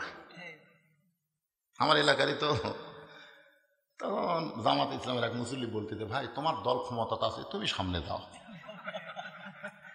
আওয়ামী লীগ বলতেছে চড় খাবো, আমি নামাজ পড়ি রে পাগলা, পড়াবার পারি না। তো বিএনপি বলতেছে তুমি সামনে দাও, আকামত দিবার পারি ভাই, কিন্তু ওই জায়গায় দাঁড়াতে পারি না। জামাত ইসলাম বলতেছে তাহলে তোমরা 2 জন না গেলে কে দেবে? আওয়ামী লীগ ঠেলা দেখে তুই যা, আমি যুদ্ধ করে দেবো। তুই জামাত, আমি আওয়ামী লীগ, তুই বিএনপি, ওটা বাইরের কথা রে, ভিতরের কথা। আমরা 3 ভাই একসঙ্গে জামাত করতে চাই। তার মানে কি বুঝলেন? বাইরে তোমরা 14 দল 20 দল যতই করো, আল্লাহর কোরআনের ভিতর যখন আসবা তখন আর কোনো দলাদলি নাই। এই জন্য আল্লাহ বলেছেন উদখুলু ফিস-সিলমি কাফা, পুরোপুরি ভাবে ইসলামের মধ্যে প্রবেশ করো। আমরা যত আওয়ামী লীগ বিএনপি জাতীয় পার্টি করি, মসজিদের মধ্যে যখন যাই তখন কি দল অনুযায়ী আলাদা কাতার হয় না সব দল মিলে এক কাতার? সামনে কাতার রাখাল ফজরের 2 রাকাত সুন্নত নামাজ আদায় করেছে। আপনারা বলেন তো ফজরের আগে 2 রাকাত সুন্নত আছে না নাই? রাসূল বলেছেন আসমান এবং জমিন বিক্রি করে দিয়ে যত অর্থ হবে সমস্ত অর্থ যদি আল্লাহ রাস্তায় দান করো, এর চাইতে বেশি সওয়াব হবে ফজরের 2 রাকাত সুন্নত আদায় করলে। রাখাল 2 রাকাত সুন্নত পড়ে চুপটি করে বসে আছে। ইতিমধ্যে এক সাহাবী মসজিদের মধ্যে ঢুকে থেকে জায়গা দখল। ওই সাহাবীর নাম হলো ওসমান গনি। জোরেকার নাম কি? ওসমান গনি। আমার জায়গাতে কে বসে আছে রে? আপনার বলেন তো মসজিদে কোনো জায়গা কাগজ নির্দিষ্ট করে দেওয়া আছে? খালি একজনকে দেওয়া আছে, তিনি হলেন ইমাম। ওসমান গনিকে এই জায়গা নির্দিষ্ট কে করে দিয়েছে? আল্লাহর নবী বলেছেন, হাদিসটা খেয়াল করেন, আল্লাহর নবী বলেছেন আমি যখন ইমামতি করব, আমি বরাবর যিনি দাঁড়াবেন পিছনে তার নাম আবু বকর। আবু বকর যখন ইমাম হবে, আবু বকর বরাবর পিছনে দাঁড়াবে, তার নাম হলো উমর। উমর যখন ইমাম হবে, উমর বরাবর পিছনে যিনি দাঁড়াবে তার নাম হলো ওসমান। ওসমান যখন ইমাম হবে, ওসমান বরাবর পিছনে যে দাঁড়াবে তার নাম হলো আলী। আলী যখন ইমাম হবে, আলী বরাবর পিছনে। নবী আর কারো নাম বলেন না, সাহাবারা বললেন ইয়া রাসূলুল্লাহ, হযরত আলী যখন ইমাম হবে, আলী বরাবর পিছনে কে দাঁড়াবে? রাসূল বললেন মা ইয়ানতিকু আনিল হাওয়া ইন হুয়া ইল্লা ওয়াহয়ু ইউহা। আমি রাসূল ততক্ষণ পর্যন্ত বলতে পারি না যতক্ষণ পর্যন্ত আল্লাহ না বলাই। এ আলী পর্যন্তই হলো খোলাফায়ে রাশেদিন। তাহলে উমর ফারুক যখন ইমামতি করবে, উমর বরাবর পিছনে কে? তখন কি বুঝলেন? জোরে কার নাম কি? এটা আসা দেখে জায়গা দখল। আল্লাহ রাসূল বলেছেন আল হায়াউ উসমান। আমার যত সাহাবী সবচাইতে নরম এবং সরম বেশি হলো ওসমানের। ওসমান দেখে যে একটা লোক যখন বসে আছে, নরম মানুষ, পাশে দেখে একটা সামান্য ফাঁকা আছে, ওই ফাঁকের মধ্যে ওসমান গনি 2 রাকাত সুন্নত পড়ে রাখালের দিকে 3 বার তাকাছে। কয়বার? কোনো দিনও তো দেখেনি, বুঝলেন, এটা প্রথম দেখা। কিতাবের মধ্যে আছে, দেখেন প্রথম যখন তাকাছে রাখাল চমকে উঠছে। দ্বিতীয়বার যে তাকাতে, তৃতীয়বার যে ওসমান গনি তাকায়, এই মিয়া বারবার আমার দিকে কি দেখিস মিয়া? ওসমান গনি তো সেই নরম মানুষ, ভয়ের ঠেলায় খাড়া হয়ে গেছে। খাড়া হয়ে বলছে যে ভাইজান আমি খালি পর পর তোমার দিকে 3 বার তাকাছি, তুমি এত গরম হলে তোমার পরিচয় কি? বলতে আমার পরিচয় আমি এখন রাখাল। ওসমান গনি বলতেছে এই জন্যই তো, কারণ রাখাল যারা হবে এদের ভাষা কোনোদিন নরম হবে না। এরা যদি নরম ভাষা হয় কোনোদিন এরা বাধ্য করতে পারবে না। মনে করেন আপনি একটা গরু চড়াবার গেছেন মাঠে, ওই দিকে ধানের আবাদ আছে, গরু ধানের দিকে যাচ্ছে, ঘাস বাদ দেয় ধানের আবাদের দিকে যাচ্ছে। আপনি যদি বলেন বাবা গরু ওদিকে যাস না বাবা, ওই শুনবে। আর যদি বলে এই গরু, তাহলে আর এক ধাপ সামনে পা বাড়া। গরু কিন্তু মানুষের চাইতে ভালো শোনে, গরু আবার মাথা ঘুরে চলে আসবে। আল্লাহ রাসূল বলেছেন প্রত্যেকটা অভিভাবককে আল্লাহ রাখালের দায়িত্ব দিয়ে দুনিয়াতে প্রেরণ করছে। প্রত্যেকটা অভিভাবককে আল্লাহ রাখালের দায়িত্ব দিয়ে প্রেরণ করেছে। আপনি হয়তো বলবেন হুজুর আমার তো গরু ছাগল নাই, তাহলে আমি কার উপর রাখালি করব? আপনি চোখ বন্ধ করে দেখেন, তিনটা আছে, কমপক্ষে তিনটা আছে। আমি চোখ বন্ধ করে দেখছি, আমার বাড়িতে একটা 42 বছরের গাভী আছে। আমার গাভীর বয়স হলো 42 বছর। আপনার চোখ বন্ধ করে দেখেন, আপনার এক আগে আছে, ওর বয়স হলো 22। চোখ বন্ধ করে দেখেন, এক বকনার বয়স হলো 17। এখন হয়তো বলবেন হুজুর আপনি কি বলতেছেন? আরে গাভী মানে আপনার বউ, আইডিয়া মানে আপনার বেটা, আর বকনা মানে আপনার মেয়ে। আপনি বলেন 400 বছর ধরে যেই মসজিদে ভারতে মুসলমান নামাজ পড়লো, যার নাম হলো বাবরি মসজিদ, সেই বাবরি মসজিদ ভাঙ্গা দিয়ে ওই জায়গায় রাম মন্দির উদ্বোধন করলো। আপনারা বলেন তো ভারতে কি মন্দির বানানোর জায়গা নেই? তো জায়গা থাকার পরেও মসজিদ ভাঙ্গা যারা মন্দির বানালো, সেই ভারতের স্টার জলসা জি বাংলা, আপনার বউ যদি কোনো সময় দেখে, আপনার রাখালি করার দরকার আছে না নাই? জোরে কোন আছে না নাই? ফকুনির বেটি, এই ফকুনির বেটি, আর আমাকে মসজিদ ভাঙ্গা মন্দির বানাছে, ওরকে কোনো চ্যানেল আমার ভারী চলবি না। আর স্টার জলসা জি বাংলা চলবার গেলে ওরকে হিন্দুকের নাটক আছে না নাই? মাঝে মাঝে হরি হরি হরি হরি হরি হরি। তাহলে আপনার গাভী যে ভারতের চ্যানেল দেখতেছে, আপনি রাখাল হয়ে কি করবেন? কথা কন না কেন? মেয়ে মানুষেরা বলতেছে আমাকে রস না করাই ভালো। এতক্ষণ পর আর আমাকে একটা ধরল কেন? কোন লাভ হবে না? ভারতের চ্যানেল স্টার জলসা জি বাংলা মুসলমানের বাচ্চা হলে বয়কট করা লাগবে। ধরে কোন কথা ঠিক না? বাংলাদেশের মুসলমান নামাজ না পড়লেও মসজিদকে জীবনের চাইতে বেশি ভালোবাসে। আপনাদের গ্রামের মসজিদ যদি কেউ ভাঙবার আসে, দেখবেন নামাজের চাইতে বেনামাজ আগে জীবন দেবে। তাহলে 400 বছরের পুরাতন মসজিদ ওই ভারতের ভাঙলো, আমাকে কলিজাতকে আঘাত লাগেনি? আঘাত লাগে নাই? তাহলে তারকে স্টার জলসা জি বাংলা আমাকে গাভীরা দেখবে কে? গাভী মানে কে? জোরে কোন? গাভী মানে কে? বউ। আর আগে মানে আপনার ছেলে রাত 3টা পর্যন্ত আর্জেন্টিনার খেলা দেখলো, আপনার আগে 3টা পর্যন্ত মেসির পাগল হয়ে খেলা দেখলো। আর আসসালাতু খায়রুম মিনান নাওম শোনার সাথে সাথে আইডিয়া নেই।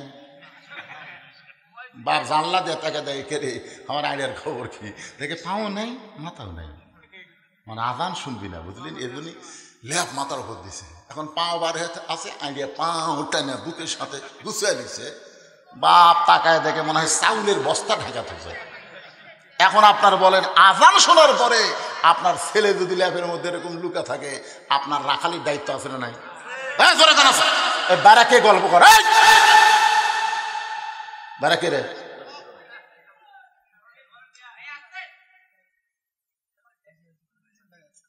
এলো তাঙ্গে শোনেন, 7 বছর থেকে তালিম দেওয়া লাগবে রে, 7 বছর থেকে তালিম দেওয়া লাগবে। 10 বছর থেকে জোর করে ঘাড় ধরে মসজিদে লিয়া দেওয়া লাগবে। কথা কর না কেন? তাহলে এখন 22 বছরে আলিয়া কুটি গেল। আপনি আস্তে আস্তে বিড়াল যেমন ইন্দুর ধরে, ঠিক ওইভাবে আপনি ঢুকবেন। ঢোকার পরে আস্তে করে ল্যাপটা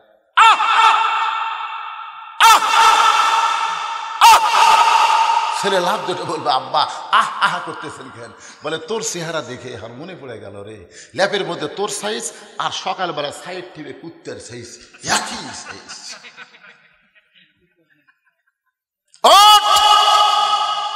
মুসলমানের সন্তান আর ঘুমাতে পারবি না, ওযু করে মসজিদে নিয়ে যাওয়া লাগবে। আপনার ছেলের দিকে এমন খেয়াল করার দরকার আছে না নাই?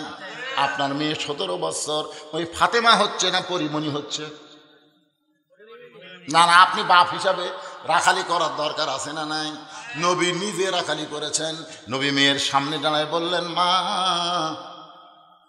তুই কখনো মনে করিস না তোর বাবা আল্লাহর নবী বলে আল্লাহ তোকে জান্নাতে দিবে, এইটা কখনো মনে করিস না মা। জান্নাতে যাইতে গেলে জান্নাতের আমল করে জান্নাতে যেতে হবে। ফাতেমা বলতেছে, বাবা আপনি আল্লাহর শ্রেষ্ঠ নবী, আপনার মেয়ে হওয়ার পরেও কি আল্লাহ আমারে জান্নাত দিবে না? রাসূল বললেন, ফাতেমা জান্নাতে যদি যাবার চাও তাহলে আমল করে জান্নাতে যেতে হবে। ফাতেমা বললেন, বাবা তাহলে কি আমল করলে আল্লাহ জান্নাত দিবে? আল্লাহ নবী বললেন, মাত্র 4টা আমল করবি মা। 1 নম্বর নামাজ, 2 নম্বর রমজান মাসের রোজা, 3 নম্বর সতীত্বের হেফাজত পর্দা করা, আর 4 নম্বর স্বামীর কথা মতো চলা।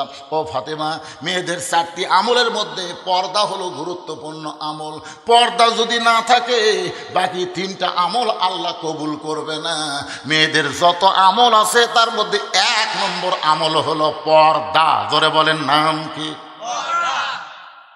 সঙ্গে সঙ্গে ফাতেমার গায়ে একটা ঘোমটা ছিল, ওই ঘোমটাটা ফাতেমা মাথার উপর উঠে দিয়ে বলল, বাবা এই মুহূর্তে আপনাকে সাক্ষী রেখে ওয়াদা দিয়ে দিলাম ফাতেমা আর পর্দা থেকে বের হবে না। এমন পর্দা নিশি হয়ে গেল, গভীর রাত্রে হযরত আলীর বুকের মধ্যে মাথা রেখে ফাতেমা কাঁদতেছে। আলী বলে, ফাতেমা কান্দার কারণ কি? বলে, স্বামী গো, আল্লাহ আমার দোয়া কবুল করেছে। আমি সব সময় দোয়া করি আল্লাহ ফাতেমার মৃত্যুটা যেন পর্দার মধ্যে হয়। আজকে গভীর রাতে পর্দার মধ্যে আল্লাহ আমার মৃত্যু দিবে। এই বলা মাত্রই হযরত আলী গাছের গোড়া কাটলে যেমন পড়ে যায় তেমনি ঘরের মধ্যে পড়ে গেলেন। ফাতেমা মুচকি মুচকি হেসে স্বামীর মাথাটা উরাতের উপরে নিয়ে কপালে একটা চুম্বন দিয়া বলে, স্বামী গো, আপনি হলেন পৃথিবীর সর্বশ্রেষ্ঠ বীর, আপনি হলেন সবচাইতে বড় জ্ঞানী। বউ মরার খবর শুনে আপনি এমন করে কান্দেন কে? আপনি কি জানেন না আসলে যাইতে হবে? আমি ফাতেমা দুনিয়া থেকে যাওয়ার পর আমার 3টা চাওয়া আপনাকে পুরা করা লাগবে। 1 নম্বর চাওয়া হলো রাতের অন্ধকারে পর্দায় আমাকে দাফন করবেন। 2 নম্বর চাওয়া হলো আমার কোনো জানাজার ব্যবস্থা করবেন না। 3 নম্বর চাওয়া হলো আমার লাশটা খাটনিতে তুলবেন না। আপনি আমাকে একা একা কাঁধে করে ওই জান্নাতুল বাকির পূর্ব কোণায় সবুজ রঙের একটা বাতি জ্বলবে, ওই বাতি বরাবর আমাকে দাফন করে দিবেন। মা ফাতেমারে কাঁধে করে নিয়ে হযরত আলী জান্নাতুল বাকির পূর্ব কোণায় গভীর রাত্রে আবুজার বলে চিৎকার দিল। আবুজার কবর সে আল্লাহ তারে তাড়ায় দিছে।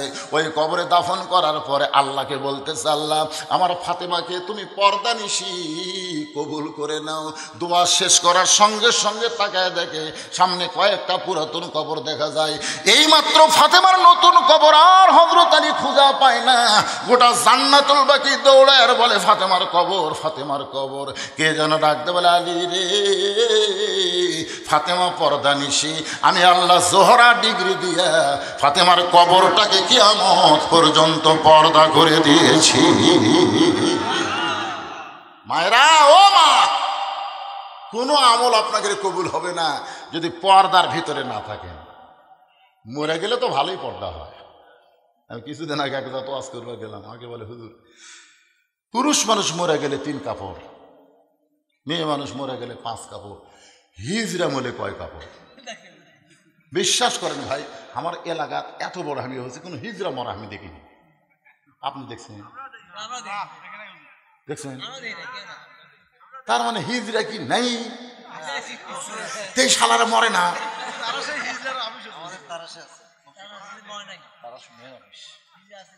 মরে না? ও হায়াত বেশি মরে।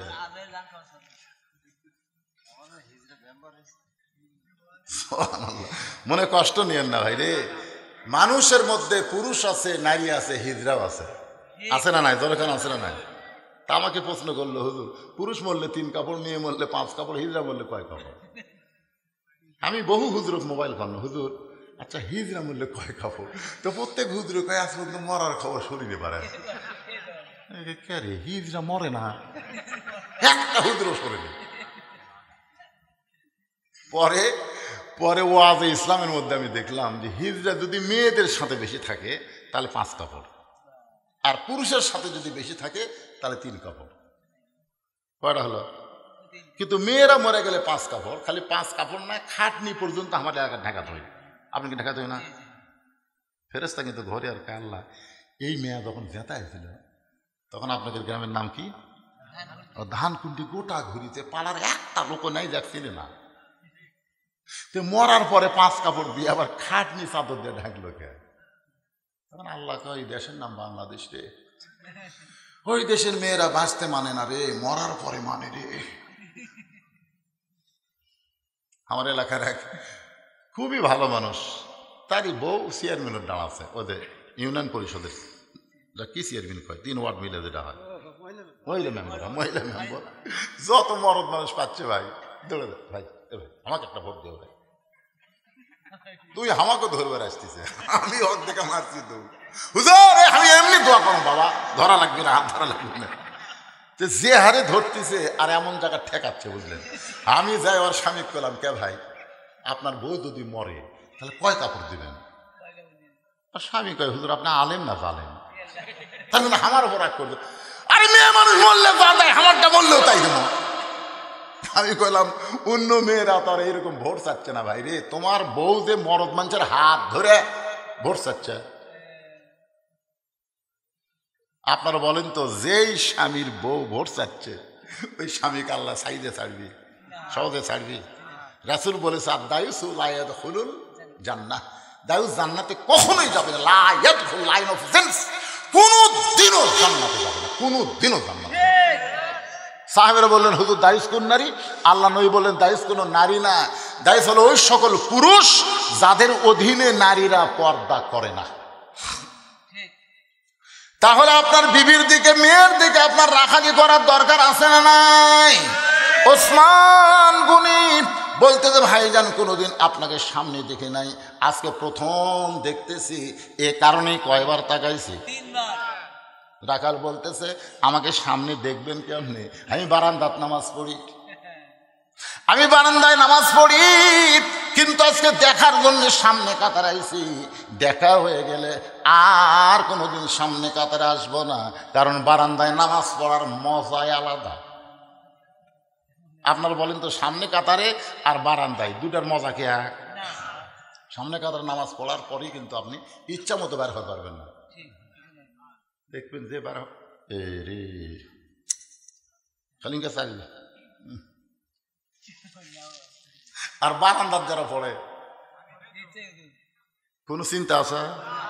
অনেক মুসল্লি কিন্তু অনেক আগে আসে, কিন্তু মসজিদের মধ্যে ঢোকে না, ইচ্ছা করে ঢোকে না। রাখাল বলতে, আজকে দেখা হয়ে গেলে আর কোনোদিন সামনে কাতারে আসবো না। ওসমান গনি বলে, ভাইজান আজকে দেখা হবে, তার গ্যারান্টি কি? রাখাল বলতেছে, আমার চোখের পাওয়ার ঠিক আছে, আজকে দেখবো, মনের আশা পুরা যাবে, আর কোনোদিন সামনে আসবো না। ওসমান কান্দের বলে, রাখাল ভাই আজকে কয়েক বছর হলে সামনে কাতারে নামাজ পড়তেছি, এখন পর্যন্ত দেখার ভাগ্য হয় নাই, আর তুমি আজকেই দেখতে পাবে, তোমার কথা শুনে আমার বড় আশ্চর্য লাগতেছে। রাখাল বলে, তোমার কথা শুনে আমারও বড় আশ্চর্য লাগে, তোমার কি চোখের পাওয়ার নাই? তুমি এত বছর হলে সামনে কাতারে নামাজ পড়ো, এখন পর্যন্ত দেখতে পাও না। রাখাল দেখতে চাই হযরত ওমরকে, আর ওসমান দেখতে চাই নামাজের মালিক আল্লাহকে। ওসমান দেখতে চাই কাকে? আল্লাহকে। দেখার কথা কে বলছে? আল্লাহ রাসূল বলেছেন, আনতা আবুদুল্লাহ কান্নাকা তারাহু ফাইন লাম তাকুন তারাহু ফাইন্নাহু ইয়ারাকা। যখন কোন আল্লাহর বান্দা ইবাদতের মধ্যে শামিল হয়ে যায়, এক জগ পানির মধ্যে এক মুষ্টি চিনি ঘন্টন মারলে ওই চিনি যেমন পানির মধ্যে বিলীন হইয়া যায়। আসসালাতু মিরাজুল মুমিনিন, মুমিন যখন নামাজের মধ্যে দাঁড়ায়, আল্লাহকে দেখা যদি সম্ভব না হয়, আল্লাহ তাকে দেখতেছে এই বিশ্বাস তার কলিজার ভিতরে আসে। রাখাল বলতেছে, একটা কাম করো। ওসমান গনি বলে, কি কাম? বলে, আমার হাত ধরো, আমি নিজেও দেখবো এবং তোমাকেও দেখা দেব। সুবহানাল্লাহ। ওসমান গনি খপ করে রাখালের হাত ধরছে। আল্লাহর কোরআন বলতেছে, ইয়া আইয়ুহাল্লাযীনা আমানু তাকুল্লাহা অকুনু মা'আস সাদিকিন। রে ইমানদার বান্দারা, আল্লাহর ভয় যদি তোমাদের ভিতরে রাখতে চাও, একটা সত্যবাদী বান্দার তোমরা সাথী হও। তার আল্লাহর ভয় কলিজার মধ্যে রাখতে গেলে কার সাথী হওয়া লাগবে? মিথ্যাবাদী না সত্যবাদী? আরো জোরে দেখেন, অকুনু অকুনু মা, মা মানে কি? মা মানে সাথী, সাদিকিন মানে সত্যবাদী। এখন আপনারা বলেন তো, শাকিব খান সত্যবাদী না মামুনুল হক সত্যবাদী?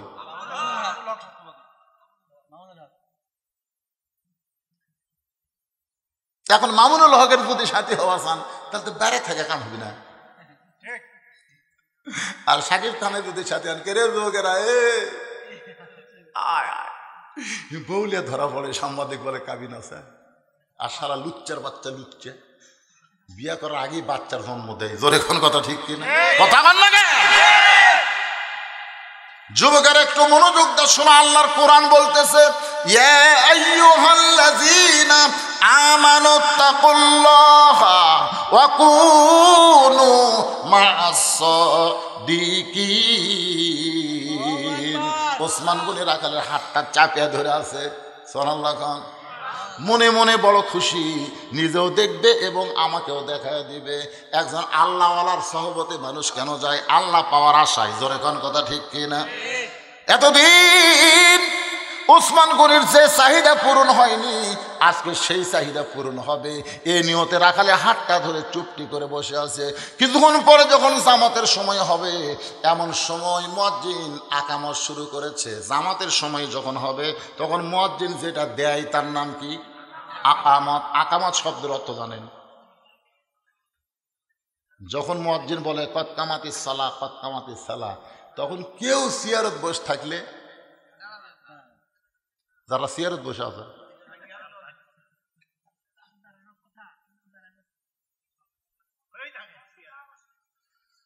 আপনারা সত্যি করে বলেন তো ভাই, আজ থেকে 20 বছর আগে বাংলাদেশের কোন মসজিদের চেয়ার দেখছেন? আল্লাহর বান্দার একটু মনোযোগ দেন।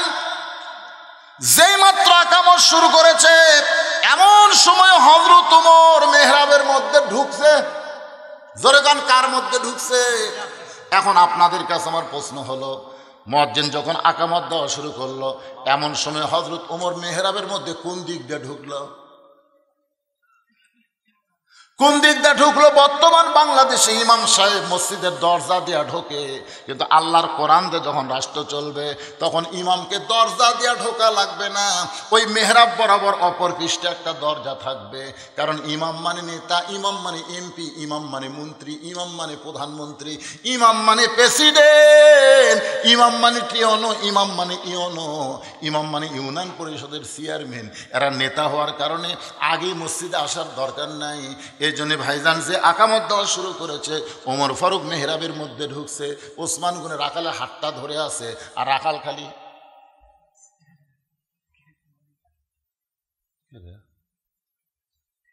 যেই মুয়াজ্জিন বলছে কদ কামাতিস সালাহ, কদ কামাতিস সালাহ, সঙ্গে সঙ্গে রাখাল আল্লাহু আকবার। ওসমান গনি হাত ছাড়ে দেয়, বলে কে রে ভাই, ইমাম সাহেব ভুল করলে মানুষ লোকমা দেয়, আর এখন আকামতই শেষ হয় না, আর তুমি আল্লাহু আকবার লোকমা দিলা। রাখাল চিল্লায় বলে, এই জন্যই তো তুই কানা, কয়েক বছর হলে নামাজ পড়িস, এখন পর্যন্ত দেখবার পাস না। আরে পাগল, কি জন্য লোকমা দিলাম তুই জানিস না?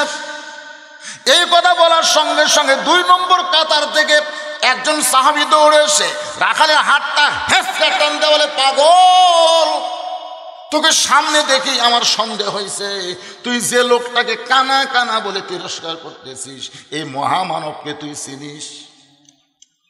এতক্ষণ যে তোর হাত ধরেছিল, এই মহামানবরে তুই চিনিস? যারে কানা কানা বলে তিরস্কার করতেছিস, এই মহামানবকে তুই কি জানিস? রাখাল চিল্লে বলে, ভাই আমি বারান্দায় নামাজ পড়ি, আমি ভিতরের কাউরে চিনি না। সাহাবী চিল্লায় বলে, পাগল রে, তুই যারে কানা কানা বলে তিরস্কার করতেছিস, সে হলো আল্লাহর নবীর ডবল জামাই ওসমান গনি।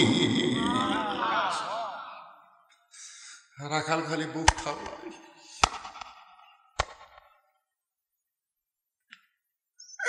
এই জন্যই তো আমি ভিতরে ঢুকতে চাইনি।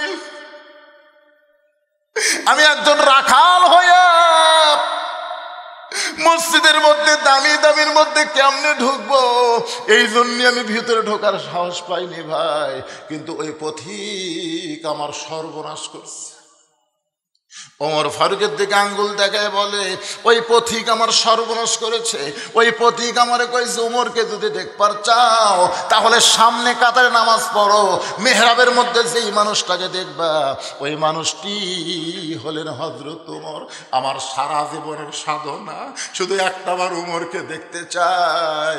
আর ওমরকে দেখতে এসে ওই পথিককে যদি আমি দেখতে চাই, দেখতে পাই, তাহলে তোমরাই বলো লোকমা দেওয়া ছাড়া তোমার উপায় নাই। আমি আল্লাহু আকবার লোকমা দিয়া ওই পথিককে মেহরাব থেকে সরাই দেব।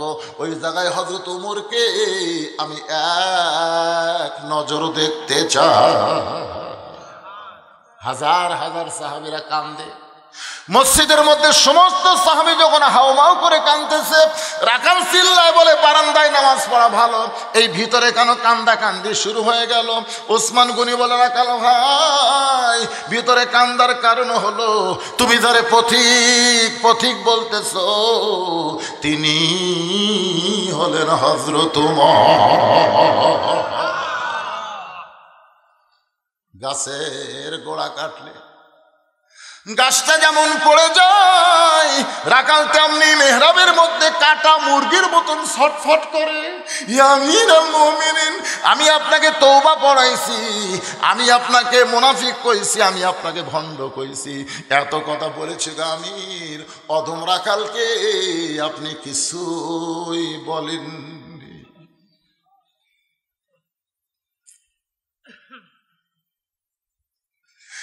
মসজিদের মধ্যে এমন ভাবে নীরবতা চলতেছে, যে লোকটা সম্পর্কে রাসূল বলেছে আমার পরে কেউ যদি নবী হতো লাউ কানা ওমর, যে মহামানবের শানে আল্লাহ কোরআনের 23টা আয়াত নাজিল করেছে, যে ওমর রাস্তাতে গেলে শয়তান 40 দিন যায় না, আর সেই ওমরকে বলতেছে আমি আপনাকে তওবা পড়াইছি, আমি আপনারে মুনাফিক কইছি, আমি আপনারে ভণ্ড কইছি, এত কথা বলেছি গো আমির, অধম রাখালকে আপনি কিছুই বলেননি। সঙ্গে সঙ্গে হযরত ওমর এক টানে রাখালকে বুকের মধ্যে নেয়, কপালে চুমা খায়। সমস্ত সাহাবীরা বলে আমিরুল মুমিনিন, যে আপনাকে তওবা পড়ানোর কথা বলে, যে আপনাকে মুনাফিকের কথা বলে, যে আপনাকে ভণ্ডর কথা বলে, আপনি তাকে বুকের মধ্যে নিয়ে কপালে চুমা দেন। ওমর ফারুক বলে, সাহাবীরা রে, রাখালের এত কথা হজম করার পিছনে একটাই মাত্র কারণ, আমি রাখালকে দেখিনি, রাখালের ভিতর আমার আল্লাহর কোরআন দেখা যায়।